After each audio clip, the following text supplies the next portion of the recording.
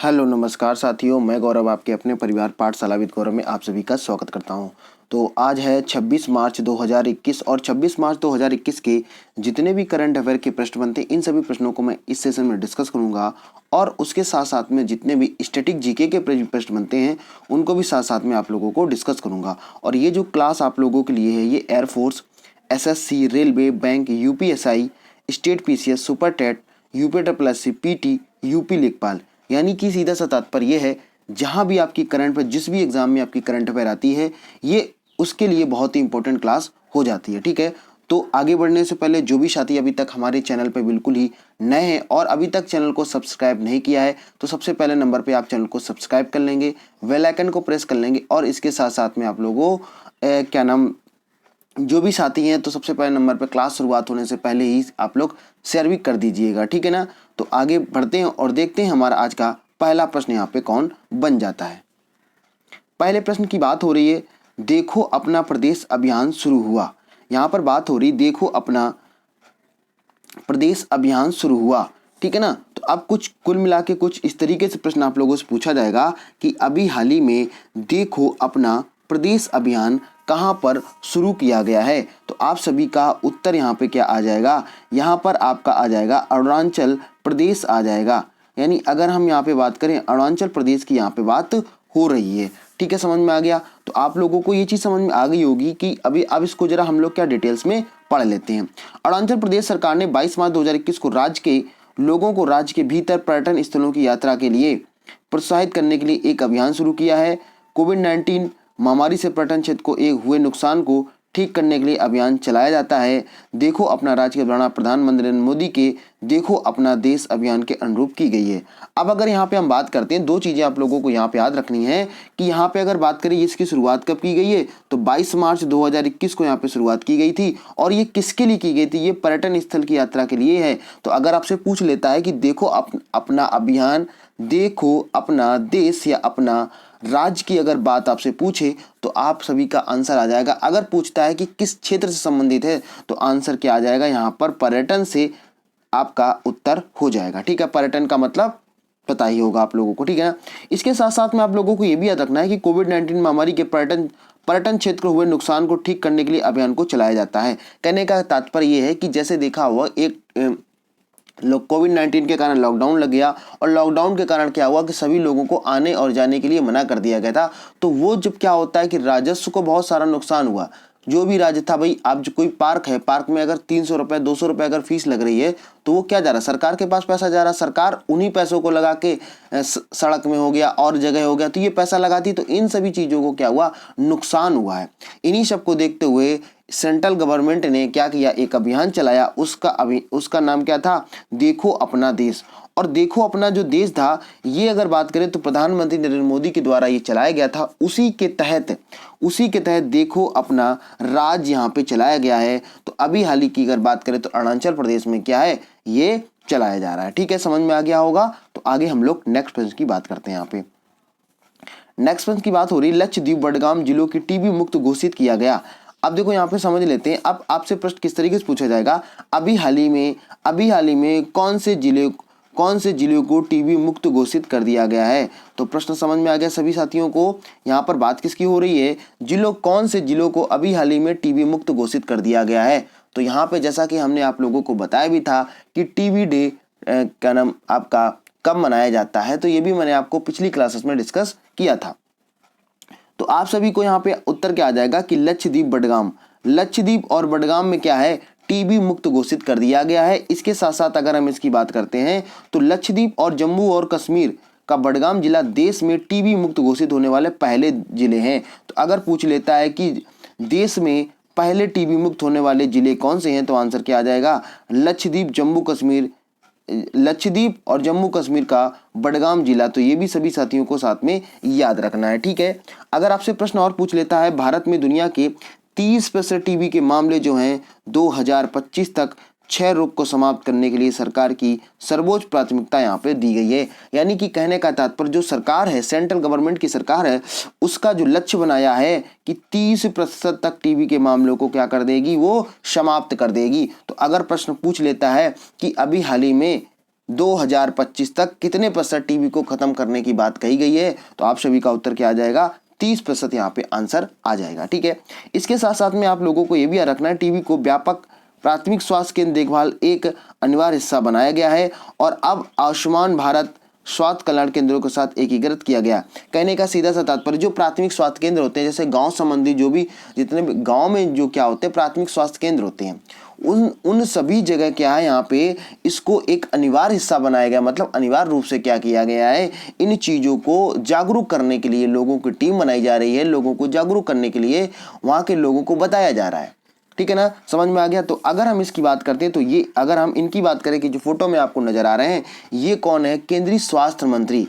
ठीक है ना, केंद्रीय स्वास्थ्य मंत्री हैं और आप सभी को आज का क्वेश्चन ऑफ द डे में इनका नाम लिख के बताना है कि केंद्रीय स्वास्थ्य मंत्री कौन है। तो ये फोटो में तो आप लोगों को नजर आ रहे हैं, ये कौन है? केंद्रीय स्वास्थ्य मंत्री हैं। और अगर इनकी हम बात करें तो ये उत्तर प्रदेश के कानपुर में जो जीएसवीएम मेडिकल कॉलेज बना हुआ है, यहाँ से ही इन्होंने एमबीबीएस की डिग्री प्राप्त की थी। तो आज के यहाँ ये केंद्रीय स्वास्थ्य मंत्री हैं।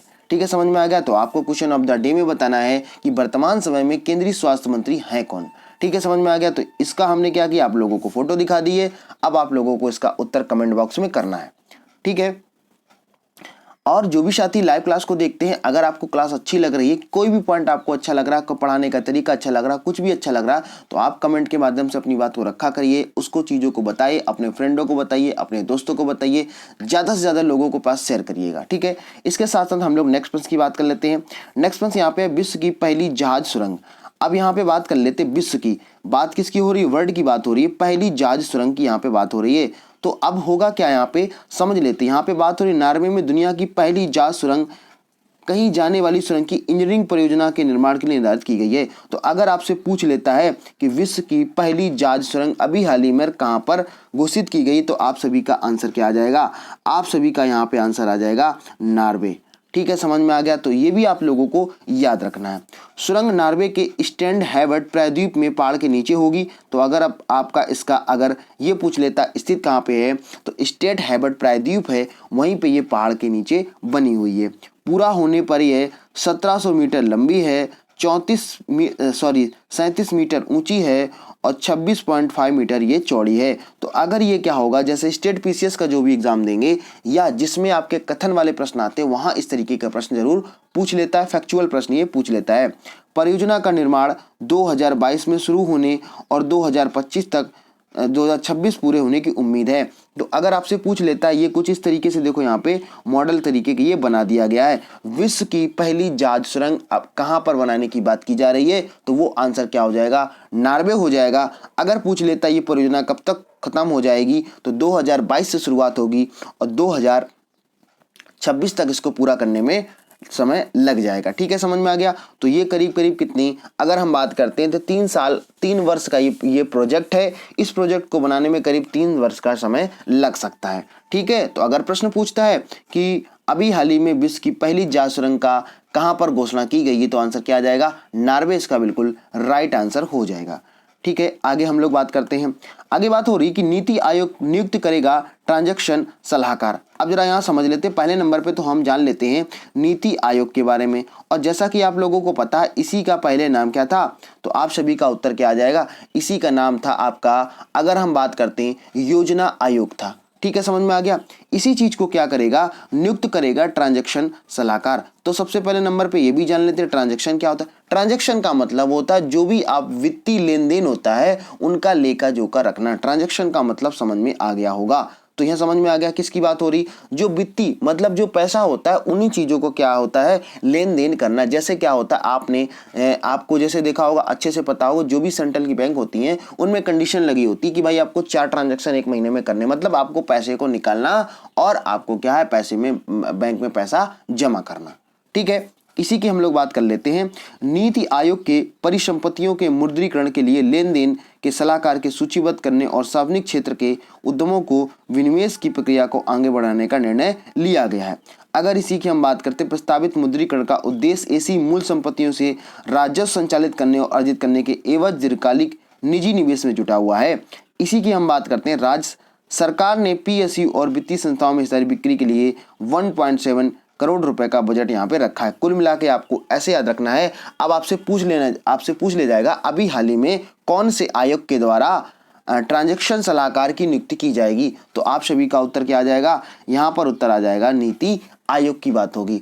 और अगर हम नीति आयोग की अगर हम बात करते हैं तो आप लोगों को ये भी याद रखना, अगर प्रश्न आता है कि नीति आयोग के अध्यक्ष कौन होते हैं, तो जो प्रधानमंत्री होता है वही अध्यक्ष होता है। जैसे वर्तमान समय की बात करें, वर्तमान समय प्रधानमंत्री कौन है, नरेंद्र मोदी हैं, तो इसी प्रकार से आपको जो भी प्रधानमंत्री होगा वही उसका अध्यक्ष होता है। ठीक है, मुझे उम्मीद है कि आप लोगों को चीजें समझ में आ गई होंगी। आगे हम लोग नेक्स्ट प्रश्न की बात करते हैं। महाराष्ट्र 5 मिलियन खुराक प्रस्तावित करने वाला प्रथम बन गया यहाँ पे। ठीक है, देखो हम लोग इसकी बात करते हैं। यहाँ पे बात किसकी हो रही है कि महाराष्ट्र में क्या है 5 मिलियन, समझते हैं जरा इसको हम लोग। पहले तो हम लोग ये जान लेते हैं 5 मिलियन होता कितना है। अगर यहाँ पे हम बात करते हैं 1 लाख की, समझ लेंगे सभी साथी, यहाँ पे कुछ लोग मैथ के भी हैं तो इनको समझ पता चल जाएगा। अगर हम यहाँ पे बात करते हैं 1 लाख, ठीक है, 1 लाख जो होगा, ठीक है, लेकिन इसी में हम क्या करें, अगर आपका कितना कर दें, यहाँ पे 10 लाख कर देते हैं। कितना कर देते हैं, 10 लाख की जब हम बात करेंगे तो आपका कितना होगा, 1 मिलियन होगा। ठीक है, समझ में आ गया। यहीं पे अगर हम बात करते हैं यहाँ पे कितने मिलियन की बात हो रही, 5 मिलियन की बात हो रही है। कहने का सीधा सा तात्पर्य हो गया 50 लाख की यहाँ पे बात हो रही है। ठीक है, समझ में आ गया सभी साथियों को। तो कई सारे लोगों को ये समस्या होगी कि ये मिलियन में कितने आपके लाख होते हैं, तो ये भी सभी साथी यहाँ पे याद रखेंगे। अब यहाँ पे बात हो रही कि महाराष्ट्र जो है ये 5 मिलियन खुराक प्रस्तावित करने वाला प्रथम राज्य यहाँ पे बन गया है। तो अब आपको अगर प्रश्न किस तरीके से पूछा जाएगा ये तो समझ में आ गया। इसी के साथ साथ में हम लोग आगे बात कर लेते हैं। महाराष्ट्र 5 मिलियन खुराक प्रस्तावित करने वाले देश का पहला राज्य बन गया, ये भी हमने आपको बता दिया है। और इसमें अगर बात करें 3200 से अधिक सत्रों में महाराष्ट्र में 24 मार्च 2021 लगभग 2.71 लाख नागरिकों को टीका लगवाया गया है। यहीं पे अगर बात करें राज्य में अब तक कुल 43.83 लाख लाभार्थियों को टीका लगाया गया है। और स्वास्थ्य और परिवार कल्याण मंत्रालय के आंकड़ों के अनुसार 25 मार्च तक टीकाकरण करने वालों को संख्या में राज्य शीर्ष पर है। तो अभी सभी साथियों को यहाँ पे समझ में आ गया होगा, टीकाकरण का मतलब कोई भी आपका टीका होगा उसी की यहाँ पे बात हो रही है। तो सबसे ज्यादा अगर टीके की बात होगी तो कहाँ पे हो रहे हैं, महाराष्ट्र सरकार के द्वारा ये जारी किए जाते हैं। ठीक है, समझ में आ गया सभी साथियों को। तो प्रश्न आता है तो आप लोग अच्छे से कर पाएंगे। और जो भी साथी को कोई समस्या होती तो आप अपनी समस्या को कमेंट बॉक्स में छोड़ सकते हैं, कमेंट बॉक्स में उसको लिख के हमें बता सकते हैं। ठीक है ना, और मैं उस चीज को क्या करूंगा, कोशिश करूंगा कि आपकी सभी समस्याओं को यहाँ पे दूर किया जा सके। ठीक है ना, अपने नए साथियों को बताइएगा और नए साथियों को यहाँ पे जोड़िएगा। ठीक है, आगे हम लोग नेक्स्ट प्रश्न की बात कर लेते हैं। ये आपका सबसे आज का इंपॉर्टेंट प्रश्न है, तो सभी साथी इसको इंपॉर्टेंट समझ के, और जो साथी नोट्स बना रहे हैं उनको कहीं ना कहीं जरूर बेनिफिट होगा। ठीक है ना, अगर आप डेली के डेली 10 से 11 प्रश्न आप अगर नोट करते हैं तो आपको जरूर बेनिफिट ये किसी ना किसी रूप में जरूर मिलेंगे। ठीक है, तो यहाँ पर बात हो रही सबसे इंपॉर्टेंट प्रश्न ये हो जाएगा, कोई ना कोई एग्जाम में आपको जरूर देखने को मिलेगा। जस्टिस रमण होंगे अगले CJI। अब जरा समझ लेते हैं, पहले नंबर पे यहाँ पे बात क्या हो रही, CJI की बात हो रही। तो अगर यहाँ पे आपसे पूछ लेता है CJI की बात हो रही, तो इसको अगर पूरा नाम इसका हम बात करें, चीफ जस्टिस ऑफ इंडिया की बात यहाँ पे हो रही है। तो ऐसे की अगर हम बात करें तो ये वर्तमान समय की अगर हम बात करें तो कौन थे आपके, अच्छे से पता होगा, SA बोबड़े थे। लेकिन अब इनकी सेवानिवृत्त हो रही है, और इनकी सेवानिवृत्ति की बाद में क्या है, अब अगले जो होंगे वो होंगे रमण। ठीक है, अच्छे से आप लोगों को याद रखना है, कोई ना कोई एग्जाम में आपको जरूर देखने को मिलेगा यहाँ से प्रश्न। ठीक है, अब जरा हम लोग इसको समझ लेते हैं। भारत के मुख्य न्यायाधीश SA बोबड़े ने अपने उत्तराधिकारी के रूप में न्यायमूर्ति NV रमण, ये आपका इनका पूरा नाम भी आपको याद रखना, NV रमण के नाम से सिफारिश यहाँ पे कर दी है।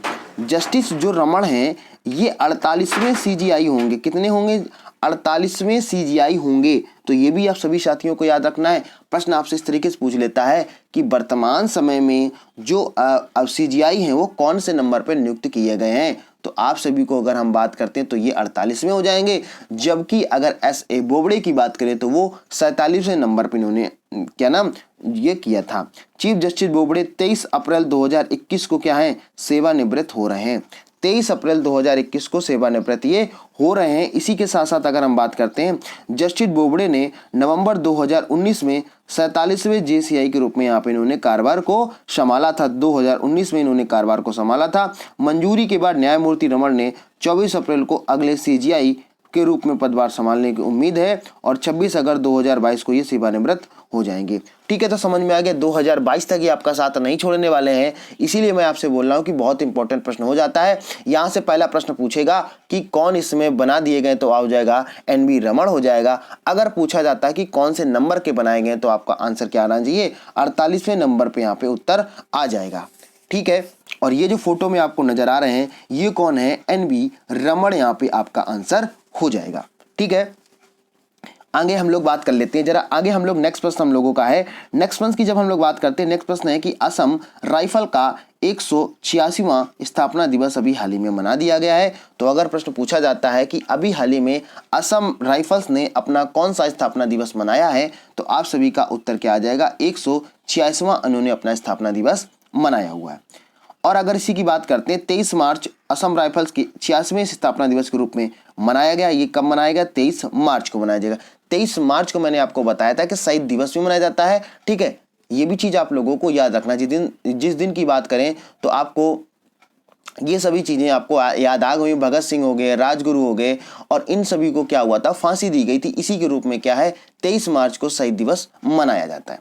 ठीक है, असम राइफल्स भारत का सबसे पुराना अर्धसैनिक बल है। इसे 1845 में ब्रिटिश राज के तहत कछार लेवी के नाम से बनाया गया था। तो अगर प्रश्न आपसे पूछ लेता है कि भाई जो असम राइफल्स है इसका पहले का नाम क्या था, तो आंसर क्या आ जाएगा, कछार लेवी इसका बिल्कुल नाम हो जाएगा। वर्तमान नाम असम राइफल्स का उपयोग 1917 से किया गया था। तो कभी कभार ये प्रश्न पूछ लेता है असम राइफल्स जो है ये नाम कब से आया, तो आपका उत्तर क्या आ जाएगा, 1917 बिल्कुल इसका राइट आंसर आ जाएगा। ठीक है, यहीं पे अगर बात करते हैं, अरुणाचल प्रदेश के आदिवासी भागों के कानून व्यवस्था को बनाए रखने के लिए महत्वपूर्ण भूमिका को निभाती है।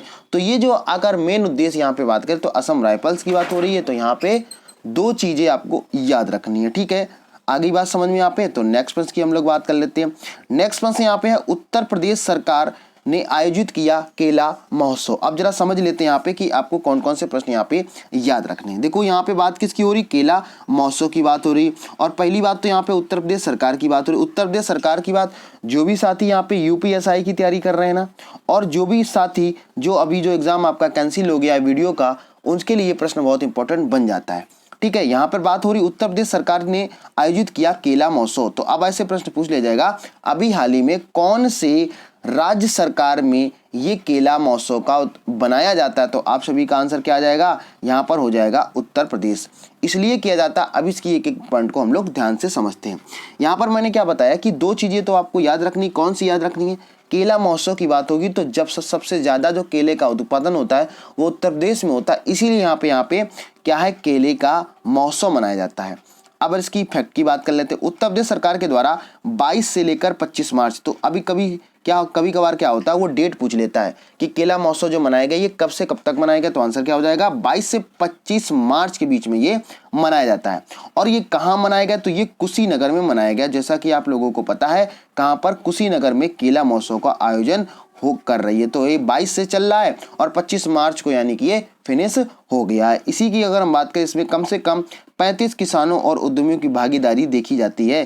कहने का सीधा सा कभी 35 किसान होते हैं जिन लोगों को क्या पूरी जानकारी दी जाती है, और उसमें जो इंडस्ट्रियल एरिया होते हैं उनको भी यहाँ पे बताया जाता है। कम से कम 4000 किसान केले की खेती से जुड़े हैं और 1 डिस्ट्रिक्ट 1 प्रोडक्ट योजना में शामिल होने के बाद इसके प्रसंस्करण में करीब 500 लोग कार्यरत हैं। तो ये भी सभी साथियों को यहाँ पे याद रखना है।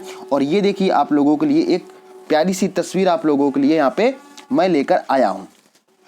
तो अगर प्रश्न पूछ लेता है कि केला महोत्सव अभी हाल ही में कहाँ पर मनाया गया, तो आंसर क्या आ जाएगा, उत्तर प्रदेश सरकार के द्वारा मनाया गया। और अगर कहाँ पे मनाया गया, तो ये कुशीनगर में मनाया गया। ठीक है, इसी के साथ साथ हम लोग नेक्स्ट प्रश्न की बात करते हैं कि नेक्स्ट प्रश्न यहाँ पे क्या बन जाएगा। यहाँ पे नेक्स्ट प्रश्न की बात हो रही है कि मध्य प्रदेश मुख्यमंत्री ने शुरू किया एक अभियान। अब जरा समझ लेते हैं इन्होंने क्यों। देखो एक चीज आप लोगों को और याद रखनी है, जितने भी सारे, अगर आपको कोई भी योजना हो गई, कुछ भी हो गया, अगर उसमें एमपी आपको नजर आ रहा है तो बिना सोचे समझे आप एमपी लगा सकते हो। क्यों? सबसे ज़्यादा जो योजनाएं होती हैं, सबसे ज़्यादा जो क्या नाम है योजनाओं को लागू करता है, सबसे ज़्यादा जो अभियान लागू करते हैं, ये एमपी सरकार के द्वारा बहुत किया जाता है। तो अगर आपको ट्रिक से तौर पे याद रखना, अगर आपको रियल में पता है तो बहुत अच्छी बात है, लेकिन आप अगर तुक्का लगाना ही चाह रहे हो तो एमपी आप लगाएंगे तो ये है कि 80% चांस है कि प्रश्न सही होता है। समझ लेते भाई प्रश्न क्या है। प्रश्न है कि मध्य प्रदेश मुख्यमंत्री ने शुरू किया एक अभियान। तो ये जो अभियान शुरू किया गया है, ये देखा होगा आपने, आपको अफवाह भी सुनने को मिलने लगी होगी कि लॉकडाउन फिर से लगने वाला है या कोरोना का केसेस ज़्यादा बढ़ रहे हैं। तो इसी को देखते हुए मध्य प्रदेश सरकार ने क्या किया, एक अभियान चलाया। और वो अभियान क्या चलाया है, मेरा मास्क मेरी सुरक्षा। ये अभियान इन्होंने चलाया हुआ, मेरा मास्क मेरी सुरक्षा। अगर आपसे पूछ लेता है कि कौन से राज्य सरकार के द्वारा मेरा मास्क मेरी सुरक्षा अभियान चलाया जा रहा है, तो आंसर क्या हो जाएगा, मध्य प्रदेश बिल्कुल इसका राइट आंसर हो जाएगा। और अगर इसकी हम बात करें तो पूछ लेता है कि भाई मध्य प्रदेश के जो मुख्यमंत्री हैं वो कौन है, शिवराज सिंह चौहान है। तो ये भी सभी साथियों को साथ में याद रखना, ठीक है। इसी की अगर हम बात करें तो भारत में कोरोना वायरस मामलों को पिछले कुछ हफ्तों में अचानक वृद्धि देखी गई है। इसी के तहत देखते हुए ये अभियान चलाया जा रहा है, ठीक है। स्वास्थ्य मंत्रालय के डैशबोर्ड के अनुसार 24 मार्च 2021 को देश में 47,000 नए मामले आए हैं, जबकि 275 यहाँ पे मौतें हुई हैं। तो ये भी सभी साथियों को साथ में याद रखना है। और ये फोटो में जो आपको नजर आ रही है कौन है, शिवराज सिंह चौहान हो जाएंगे, ठीक है। तो मेरे द्वारा जो जानकारी आप लोगों को दी जा रही है, अगर आप लोगों इससे संतुष्ट हैं तो आप लोग प्लीज़ अपनी बात को कमेंट के जरिए आप लोग अपनी बात को जरूर रखा करिए, ठीक है ना। इसके साथ साथ में अगर हम बात करते हैं नेक्स्ट प्रश्न की बात करते हैं, तो नेक्स्ट प्रश्न आप लोगों को समझ लेते क्या है। नेक्स्ट प्रश्न है, एयर कियोस्क से दुनिया पहला मोबाइल पानी बना। अब जरा समझ लेते हैं इससे क्या आपसे प्रश्न पूछा जाएगा। देखो यहाँ पर बात क्या हो रही है, सब समझना आपको है। दुनिया का पहला मोबाइल पानी, दुनिया का पहला मोबाइल पानी की बात करें तो ये बन गया, तो ये किसके द्वारा बनाया गया, एयर कियोस्क के द्वारा बनाया गया। अब जरा समझ लेते हैं ये होता क्या है। इसी की अगर हम बात करते हैं, मैत्री एक्वाटेक विशाखापट्टनम के स्मार्ट शहर में एयर कियोस्क और जल ज्ञान केंद्र से दुनिया का पहला मोबाइल पानी यहाँ पे बनाया गया है। कहने का सीधा सा तात्पर्य है कि मोबाइल पानी से मतलब ये नहीं कि मोबाइल जो होगा पानी से चलेगा, ऐसा नहीं होगा। जैसे आपने देखा होगा वाटर एटीएम होता है, तो वाटर एटीएम से ऐसा नहीं होता कि पानी डालो, पैसे डालोगे तो उसमें आपका क्या नाम पानी निकल के आता है। इसी की तरीके से क्या है, आपका एक एयर से चलाया जाएगा यहाँ पे, ठीक है ना। तो यह पहले ग्रेटर विशाखापट्टनम नगर निगम में परियोजना के sustainable enterprises for water and health के द्वारा समर्पित किया गया है। कियोस्क हवा से बना स्वच्छ खनिज समृद्ध पीने योग्य पानी प्रदान करेगा। तो ये हमने क्या बताया, ये हवा से बना हुआ होगा और क्या बनेगा, ये पानी बनेगा। तो ये आपको जो मशीन नजर आ रही है ये किससे संबंधित है, ये संबंधित है आपके पानी से, ठीक है ना। तो जैसे जितनी तेज हवा चलेगी ये क्या करेगा, पानी का किसी न किसी तरीके से यहाँ पे क्या बनने की बात कही गई है। तो आई थिंक मुझे उम्मीद है कि चीज़ें आप लोगों को बहुत अच्छे से समझ में यहाँ पर आ गई होंगी। इसी के साथ साथ हम अगर बात करते हैं तो अगर आप लोग अंत तक यहाँ तक आ गए हैं और अगर आपने पूरा वीडियो देखा है, तो जो भी साथी इस चैनल पे बिल्कुल ही नए और अभी तक उन्होंने चैनल को सब्सक्राइब नहीं किया है, तो सबसे पहले नंबर पे आप चैनल को, रेड बटन होगा वहाँ पे आप लोग सब्सक्राइब जरूर कर लेंगे और इसके साथ साथ में बेल आइकन को प्रेस कर लेंगे। बेल आइकन प्रेस करने से आपको बेनिफिट ये होगा, फ़ायदा ये होगा, जैसे ही इस चैनल पर कोई भी आपकी क्लास लाइव होगी या आपकी कोई क्लास अपलोड की जाएगी, कोई भी जानकारी होगी तो आपको यहाँ सबसे पहले प्रोवाइड करा दी जाती है। इसके साथ साथ में आप लोगों को सेशन को लाइक करना है, लाइक करने के साथ साथ में आप लोगों को शेयर करना है। जो भी आपके व्हाट्सएप ग्रुप हैं, फेसबुक ग्रुप हैं, यहाँ पे आपको डेली की डेली क्या करना है, शेयर तो करना ही। क्लास शुरुआत हो जाती है, 1 सेकंड लगता है कम से कम शेयर करने में, बस, इससे ज़्यादा समय नहीं लगता है। इसके साथ साथ में आप लोगों को कमेंट करना है और कमेंट के माध्यम से आप लोगों को बताना है क्लास आपको कैसी लग रही, सेशन आपको कैसा लग रहा, क्या इंप्रूव करने की और ज़रूरत है, क्या चीज़ें अच्छी लग रही हैं, क्या चीज़ें आपको सही नहीं लग रही हैं। तो दोनों चीज़ों आप लोग बताया करिए, जिससे कि क्या हो सके और इम्प्रूव यहाँ पे किया जा सके। इसी के साथ साथ आप हमें फेसबुक पे फॉलो कर सकते हैं, इंस्टाग्राम फॉलो कर सकते हैं और साथ साथ में ट्विटर पे फॉलो कर सकते हैं। और आप लोगों को सर्च क्या करना है, पाठशाला विद गौरव आप सर्च करेंगे तो आप फेसबुक पे, इंस्टाग्राम पे, ट्विटर पे आप हमें फॉलो कर सकते हैं। तो आई थिंक मुझे उम्मीद है कि आपको मेरे द्वारा जो जानकारी दी गई पूरी तरह से स्पष्ट होगी। इसी तरीके आप लोग अपनी तैयारी को करते रहिएगा, ठीक है ना। तो फिर मिलते हैं किसी नेक्स्ट वीडियो में नेक्स्ट अपडेट के साथ में। तब तक के लिए आप लोग पढ़ते रहिए, खुश रहिए। जय हिंद।